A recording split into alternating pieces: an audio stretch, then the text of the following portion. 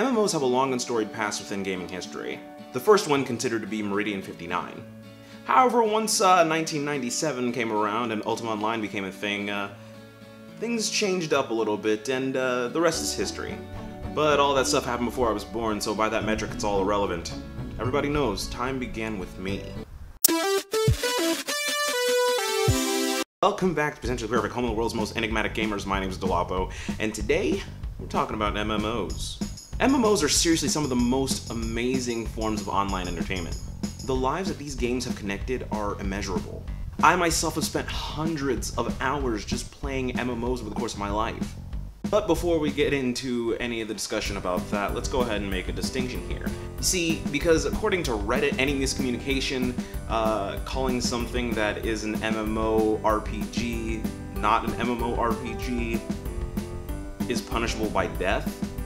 So let's go ahead and clear this up. You see, all MMORPGs are MMOs, but not all MMOs are MMORPGs. You see, MMO is a blanket genre that can encompass anything from World of Warcraft to Second Life.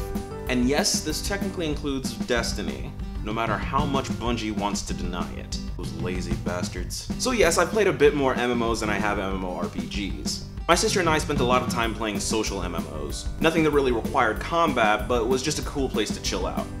My sister really liked IMVU, while I was more partial to Gaia Online.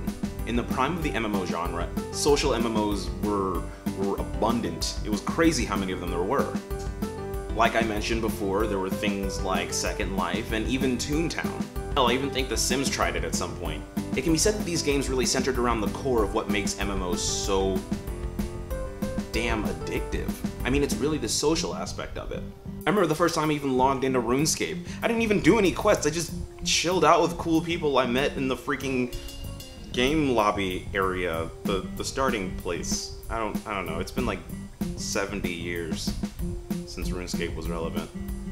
Isn't that sad? Oh, and I fished. A lot. So much fishing. You know, I think that fishing might be what makes for a solid MMO. All the good ones have fishing. Maybe that's why Destiny didn't survive. It needed fishing. Honestly, throughout all the MMOs I've played, I've met so many wonderful people that I still talk to this day. Isn't it amazing the things that video games have done to bring people together? So, it's about that time that I start talking about some of the games I've played. First up, Gaia Online. Gaia is problematic. At its prime, it's what I would have said was one of the best places to hang out with people. It was effectively MySpace, but with avatars. It ran on pretty much every computer in existence, and its art style didn't hurt that at all.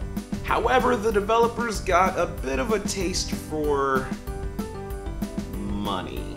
You see, it's been discussed that the worth of a game's in-game currency can be directly linked to how fair the game is. You see, if a game's marketplace, for instance, tends to put a pair of socks at 10 million gold, then it can be perceived that the game's in-game currency isn't worth shit.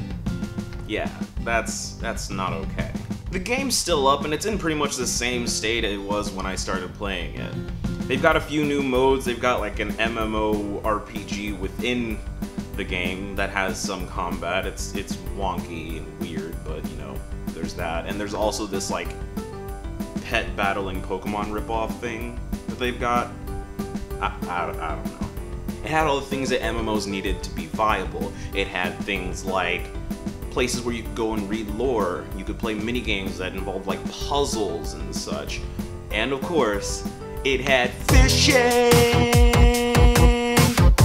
This game is a testament to the idea that in-game currency or premium currency needs to have value.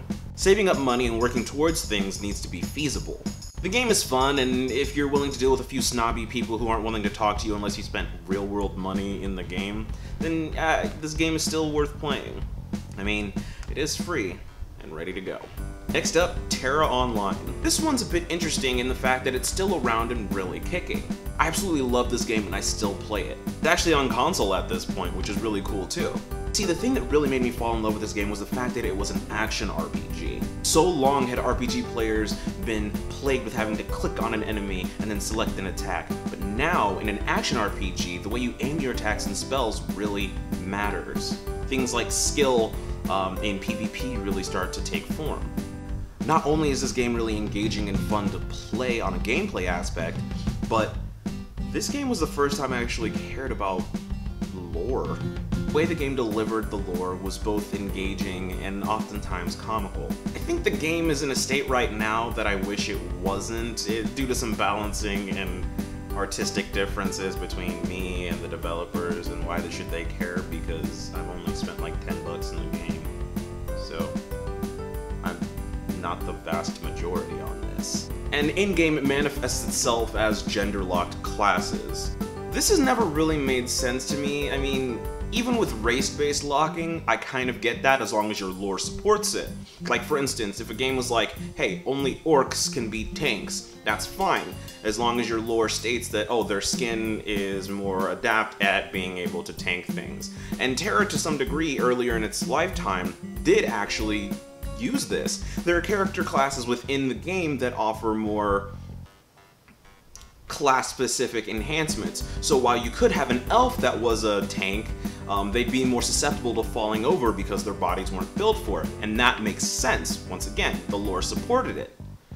Now they've kind of taken that out, but they've replaced it with something even worse. And that's the idea that certain classes are only available to female characters. Now, this isn't me judging people for wanting to be a gender that they're not within a game. After all, it's an avatar. You should be able to represent whatever the hell you want. I don't care. But at the end of the day, why should it exclude the people who don't want to? Like, for instance, there's a class called the Ninja, who sounds really cool. Who doesn't want to be a freaking ninja? That sounds awesome, right? Well, it's locked behind the Ellen class, and there's a word for this class I don't really feel comfortable saying on my channel, but let's just say it's one of those cultural differences again. They are making progress, however. There's now a male brawler class, which is cool. I like that. I've wanted to play one of those for a long time, but it still feels weird. And hopefully at some point they continue to add male versions of those characters, but I can only imagine it's because those variations don't bring in very much money. Money. Last up, Remnant Knights. I'm almost certain you've never heard of this one, and that's okay. I don't really like talking much about this one anymore because honestly it just makes me feel bad about what happened to the game. I mean, I played Remnant Knights for 2 solid years. The game was published by a company called Game Samba, who was partnered with Funimation. Funimation are those guys who do the Dragon Balls. Yeah. So it was pretty anime. The game wasn't extremely popular. In fact, in comparison to other games at the same time, such as World of Warcraft, it was downright desolate. But the player base, much like any other MMO, was extremely loyal. It was very rare that you'd go a full day without seeing another regular. It was my after-school hangout spot. In fact, the community was so tight-knit that one of my friends from within the game got married to an in-game GM in real life. What? In the game, we took the role of a student from one of 2 schools, the Owls or the Dragons.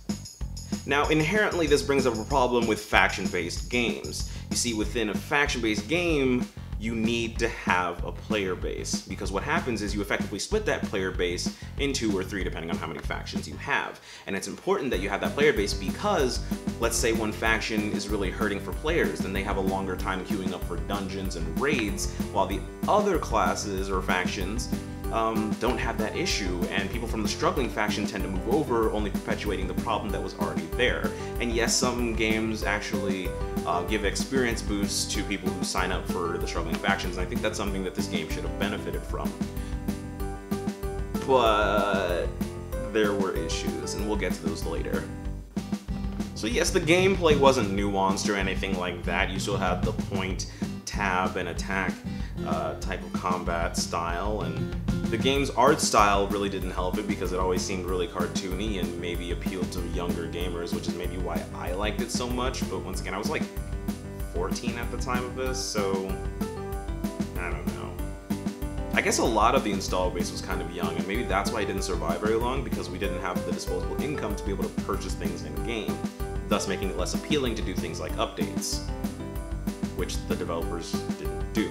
Which might be why the game didn't last. I'm not 100% sure, but from the people I've asked, there might have been like issues between the developers and publishers, not agreeing on things. But yeah, the update thing was a real problem. There were like months on end where we didn't get so much as a patch, which is really bad, and that's always a bad sign within an MMO. It was rough to see it all go. It's hard anytime you put a lot of time into a community in game only to have that thing collapse. That's how Destiny 2 players must feel. I don't know. Yeah, that was my time with MMOs. If you have any stories of MMOs from when you were a kid or younger or still today, go ahead and put those in the comments. And as always, stay perfect.